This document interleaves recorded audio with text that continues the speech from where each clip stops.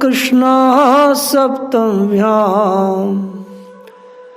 मूले परिसयुक्ते बुद्धे कर्केत कपिलो योगानंदो जनश्यति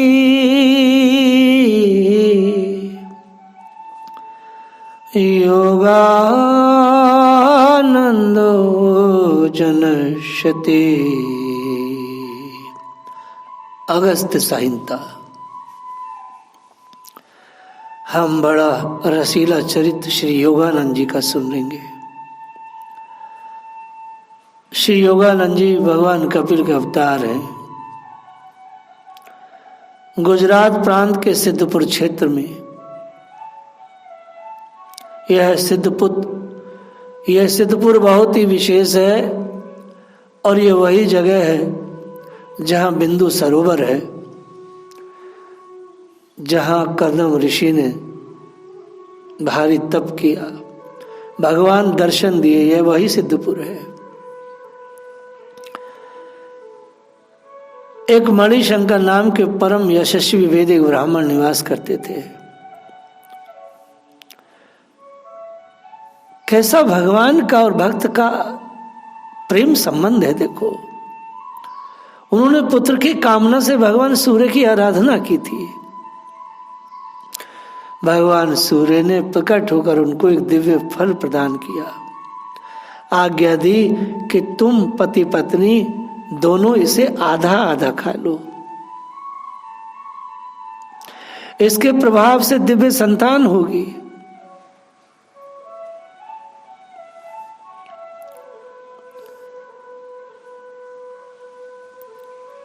वैशाख कृष्ण सप्तमी बुधवार मूल नक्षत्र पर योग कर्क लगन में उनके घर सांख्य योग के आचार्य भगवान कपिल अंश रूप में पुत्र रूप में प्रकट हुए। वैशाख कृष्ण सप्तम्या मूले पर्घ संयुक्ते बुद्धे कर्कते कपिलो योगानंदो जनश्यति। चूंकि बालक का जन्म मूल नक्षत्र में हुआ था तो ज्योतिषों ने कहा एक वर्ष पिता पुत्र का मुंह न देखे। द्विज श्रेष्ठ श्री मणिशंकर जी ने एक वर्ष समय तीर्थ यात्रा पर बिताया। बालक का नाम यज्ञेश दत्त रखा गया। बालक यज्ञेश दीपक की लौ को देखते थे, टकटकी लगाकर देखते रहते थे। श्रीमद् भागवत के छठे स्कंद में आया है, जीव जो कर रहा है वर्तमान में, इसका अर्थ पूर्व में करता था, वर्तमान में जो कर रहा है वह भविष्य में भी करेगा। स्वभाव नहीं बदलता मनुष्य का। जब घर के लोगों ने ये बात ध्यान देव जी नाम के एक परम ज्ञान वृद्ध वियोवृद्ध संत से निवेदन की तो उन्होंने कहा तुम लोग इसकी चिंता मत करो, ये तो कोई अवतारी बालक है, पूर्व जन्म में इसने ध्यान का अभ्यास किया है, वही इस जन्म में भी बना हुआ है। आहा, भगवान गीता जी में कहते अर्जुन घोषणा कर दो मेरे भक्त का कभी नाश नहीं होता, शुद्ध चेतना का नाश नहीं होता। शरीर तो मर जाते हैं लेकिन जो चेतना भगवती है वो कभी नहीं मरती। 4 साल के बालक यज्ञेश दीपक को देखना छोड़ सहज ही सदा अर्ध निमिलित नेत्रों से रहने लगे। 4 साल तक तो दीपक को देखा, उसके बाद आंखें आधी झुका के अब ऐसे जीवन जीने लगे। 4 साल का बच्चा। माता पिता ने बहुत दवा दारू झाड़ फूक भी कराई परंतु बालक की दशा में कोई परिवर्तन नहीं हुआ। एक दिन बगीचे में संतों की जमात आके ठहरी। मंडली थी बहुत बड़ी। अपने माता पिता के साथ यज्ञेश भी संतों का दर्शन करने गए। उस समय बालक यज्ञेश ने पूरे नेत्र खोलकर संतों का दर्शन किया। तब से नेत्रों का खुलना बंद होना अपनी स्वाभाविक गति से होने लगा। 9 साल की अवस्था में यज्ञोपवीत संस्कार हुआ। पंडित श्री नाथ जी की कर्मकांडी की पाठशाला में जाकर वेद अध्ययन करने लगे। यज्ञेश की विलक्षण प्रतिभा को देखकर श्री नाथ जी ने काशी जाकर पढ़ने की सलाह दी। गुरु का उपदेश सिरोधार्य कर यज्ञेश दत्त काशी आकर नारायण भट्ट जी की पाठशाला में न्याय वेदांत आदि का अध्ययन करने लगे। आज की पढ़ाई कितनी बुरी पढ़ाई है।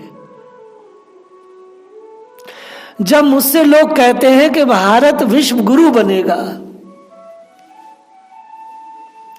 सारे सोशल मीडिया पे बात करते हैं लोग आके, भारत विश्व गुरु बनेगा, भारत ऐसा बनेगा वैसा बनेगा, तो आश्चर्य इस बात का होता है, भारत विश्व गुरु बनेगा तो भारत के सुंदर सुंदर प्रतिभाएं विदेश के स्कूल में जाकर क्या खाक पढ़ रही हैं?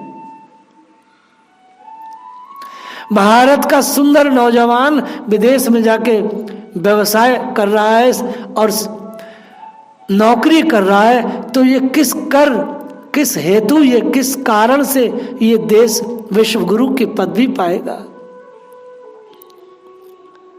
इस देश में चंगेज खां का जब आक्रमण हुआ तो शुरू में सीमा पर ही उसने देखा ऐसे शांति प्रिय लोग हैं, सदैव वेद अध्ययन करते हैं, यज्ञ करते हैं, ध्यान करते हैं, आनंद में है, इस देश को मुझे खराब नहीं करना।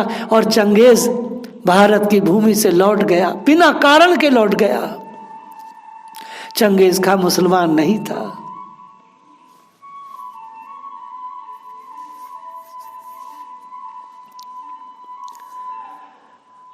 ऐसी प्रतिभा, ऐसे ऐसे विश्वविद्यालय, जो सारा संसार हमारे विश्वविद्यालयों में पढ़ने आता, तो हम विश्व गुरु बने। आज जब हमारे बच्चे बाहर पढ़ रहे हैं तो हम कैसे विश्व गुरु बन सकते हैं? हम कुछ नहीं बन सकते। नारायण भट्ट जी की पाठशाला में न्याय वेदांत आदि का, खगोल इत्यादि का, ऐसे वैज्ञानिक इन ग्रंथों का, इन वैज्ञानिक इन विषयों का अध्ययन करने यज्ञेश जी काशी में आए। यज्ञेश की योग्यता पर मुग्ध होकर काशी के ही एक कान्यकुज ब्राह्मण ने अपनी सुशीला कन्या का विवाह कर दिया। अपनी सब संपत्ति भी इनको सौंप दी। कुछ ही दिनों में यज्ञेश जी की काशी के प्रमुख विद्वानों में गिनती होने लगी। अध्ययन पूर्ण होने पर योग का अभ्यास करने लगे। योग मार्ग में इन्होंने अद्भुत सफलता मिली। समाधि सिद्ध होने पर इन्होंने 3 लंबी समाधियां लगाई, एक 13 महीने की और दूसरी 8 महीने की और तीसरी समाधि 17 महीने की रही। बहुत सी योगी सिद्धियां भी मिल गई थी। सबसे महत्वपूर्ण बात तो यह थी, इन्होंने अपने घर में रहकर सब साधन सिद्धि की। इसका प्रधान कारण एक ही था,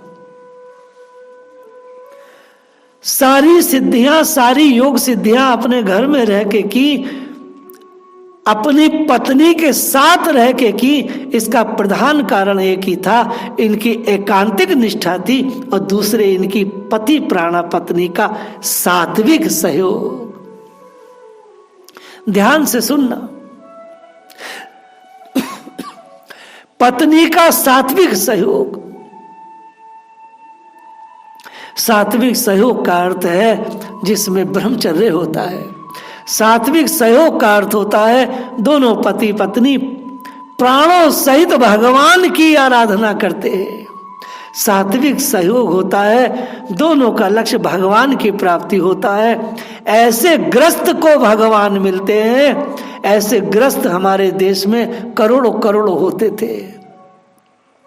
आजकल का भोगी ग्रस्त ये कहता है ग्रस्त धर्म बड़ा है, भगवान मिलेंगे। अरे मूर्खों, पापियों, इस तरह से वासना का खेल खेलते हुए गृहस्थियों को भगवान नहीं मिलेंगे। गृहस्थी को भगवान पहले मिलेंगे अगर वो जान ले कि यह जो स्त्री मिली है ये क्यों मिली है। यह मिली है कृष्ण अन्वेषण के लिए, ना कि भोग के लिए। 1 या 2 संतान जन्म लेने के बाद वह स्त्री माता के तुल्य हो जाए और सात्विकता ग्रहण करके भजन बनाया जाए। ये मैं पुरानी बात नहीं कह रहा हूं, ये 550 वर्ष पुरानी ये सुंदर चरित्र है, श्री नाभा जी ने गाया है भक्तमाल में। स्त्री का सात्विक सहयोग, अगर सात्विक सहयोग स्त्री का मिल जाए तो आनंद आ जाए। बड़े बड़े गुरुओं को स्त्रियों का सात्विक सहयोग मिलता है तो गुरुजन एकदम से बहुत ऊंचाई पे पहुंचते हैं। ये जो शिष्याएं संतों के साथ रहती है, ये जो मातृ शक्ति आश्रमों में निवास करती है, ये सारी की सारी देवियां, देवी स्वरूपा स्त्रियां, माताएं, बहनें, बेटियां, पुत्रियां, ये सब स्त्रियों का सात्विक सहयोग है। और भैया जहां पर स्त्री का सात्विक सहयोग मिल जाए, चाहे कोई यति हो, सन्यासी हो, गृहस्थ हो, कोई हो, तो बस उठेगा ऊपर। यज्ञेश जी को पत्नी का सात्विक सहयोग मिला। सती साध्वी पतिव्रता पत्नी को पाकर इनका गृहस्थ जीवन विपूर्ण सुख में था। पति पत्नी दोनों परस्पर संतुष्ट थे, किसी को भोग की लालसा न थी, अगर लालसा थी तो केवल ईश्वर की थी।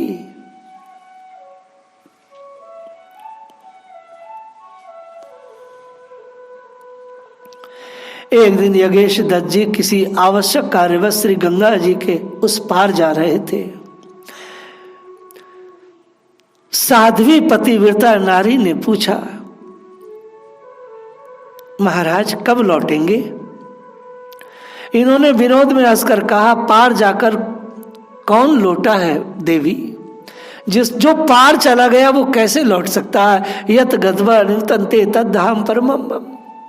ऐसे हास्य विनोद में कह दिया, अब हम नहीं लौटेंगे। यह कहकर वे चले गए। पत्नी ने दिन भर पति की प्रतीक्षा की। सायंकाल हुआ, रात्रि हो गई, परंतु नहीं आए। बात यह हुई कि संत के यहां सत्संग होने लगा, अतः आने की सुधि नहीं रही। इधर उस सात्विक पत्नी ने, इधर उस सती साध्वी पत्नी ने, जिसने जीवन भर सात्विक सहयोग दिया था, अभी तो यौवन से भरपूर थी, ज्यादा समय भी नहीं हुआ था, को 2-4 साल ही हुए थे। पत्नी ने पूर्वोक्त कथन को सत्य मानकर पति विरह में शरीर छोड़ दिया। जब ये घर आए तो पत्नी को प्राणहीन देखकर बहुत दुखी हुए, परंतु अब पछताए हो क्या, जब चिड़िया चुग गई खेत। इन्होंने मन को समझा बुझाकर पत्नी की अंत्येष्टि तो की, सारी क्रिया की। उसकी आत्मा की शांति के लिए अपना सर्वस्व ब्राह्मणों को दान दे दिया, कुछ भी न रखा, क्योंकि सारी संपत्ति तो उसके पिता की ही थी। बड़ा नाम हुआ था काशी में। यज्ञेश जी ये सब करा के ये उदास मन श्री विश्वनाथ जी का दर्शन करने गए तो भगवान शिव ने आज्ञा दी, तुम शोक छोड़कर रामानंद आचार्य जी की शरण ग्रहण करो बस। भोले बाबा ने कहा तुम्हारा कल्याण हो जाएगा। फिर तो ये वहां से सीधे आश्रम को चल दिए और वहां पहुंचकर अपना समस्त वृत्तांत निवेदन किया गुरुदेव को।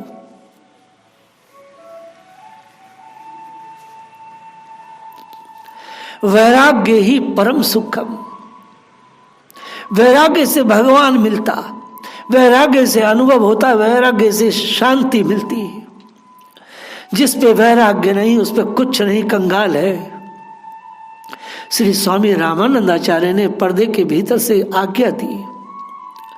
आप देखिए जो व्यक्ति इतना बड़ा सिद्ध था, जिस व्यक्ति ने, और जो कौन है वो व्यक्ति, भगवान कपिल का अंश अवतार है, कपिल भगवान का अंश है उनमें। स्वामी रामानंदाचार्य जी ने पर्दे के भीतर से आज्ञा दी, 100 घड़ी तक एक पैर से खड़े होकर श्री राम नाम जपो। 100 घड़ी का मतलब होता है 40 घंटे।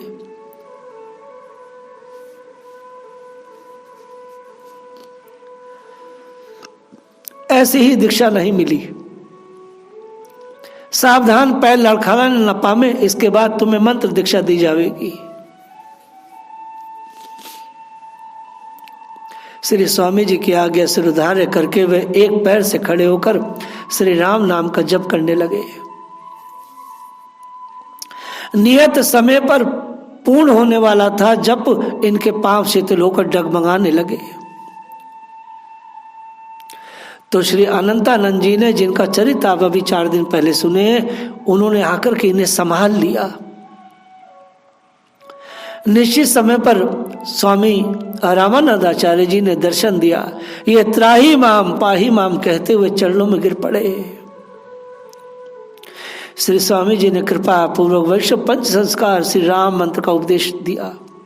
आज्ञा दी, जिन्होंने तुमको गिरने से बचाया है उनमें सद्गुरु भाव करके उनसे शिक्षा ग्रहण करो। तथा श्री स्वामी जी ने अनंतानंद जी से कहा कि इन्हें परम तत्व का ज्ञान अमृत पान कराओ। दीक्षित होने पर यज्ञेश दत्त जी का नाम पड़ा योगानंद जी। श्री अनंतानंद जी ने इन्हें बड़ा अनुराग पूर्वक उपासना रहस्य और श्री स्वामी जी के द्वारा रचे हुए प्रस्थानत्रय आनंद भाष्य का बोध भी करा दिया।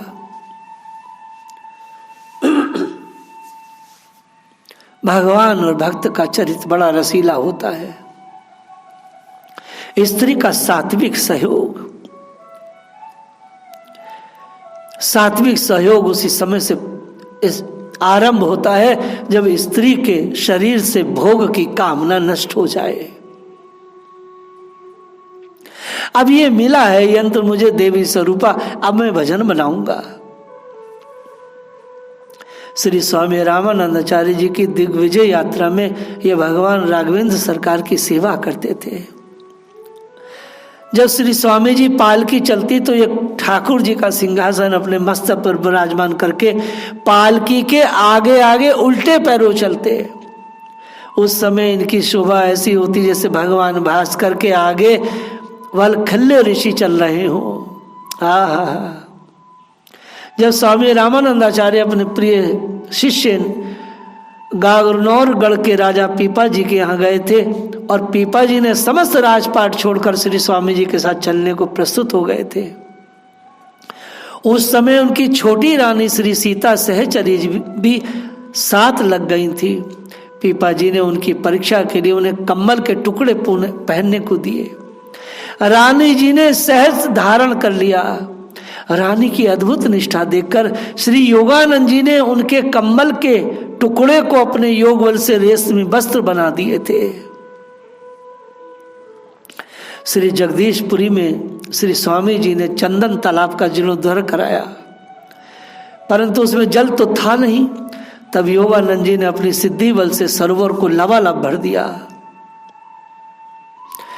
विजयनगर में अत्यंत उग्र धारण किए हुए शैव वैष्णव विरोध को इन्होंने अपने शास्त्रीय युक्तियों से सिद्ध बल से शांत किया। श्रीधाम वृंदावन में साक्षात श्री जी ने इन्हें दूध दिया था, जिसे पीकर प्रमोन्नत होकर के बहुत दिनों तक श्री वृंदावन में विचरते रहे। इस प्रकार की अनेकों चमत्कार पूर्ण घटनाएं आपके जीवन में घटित हुई। हम योगानंद जी का चरित्र सुन रहे हैं। श्री गंगा सागर संगम पर निवास करते हुए भक्ति प्रचार कार्य करते रहे और प्राकीर्ण सम्यक रीत्या अपने अवतार का पूर्ण कार्य करके आदि रूप भगवान कपिल देव के विग्रह में विलीन हो गए।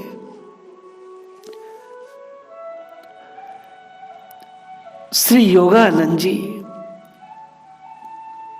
पत्नी के सात्विक सहयोग से सिद्ध बने। वास्तव में कुछ भी बन जाओ, अगर मात्र शक्ति का आपको सहयोग मिला है तो आप बहुत बड़ी सफलता अर्जित कर सकते हैं। ऐसी भक्ति वेदांत श्रीपाद एक गुजराती माता के सहयोग से अमेरिका की यात्रा पर गए, क्योंकि उनका वो जहाज था।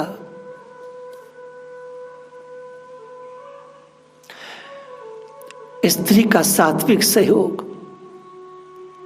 बहुत अद्भुत होता है, लेकिन उस सात्विक सहयोग को कोई सात्विक पुरुष ही धारण कर सकता है, अन्यथा तो भोग में फिर गिर ही जाते हैं लोग। जय राधा।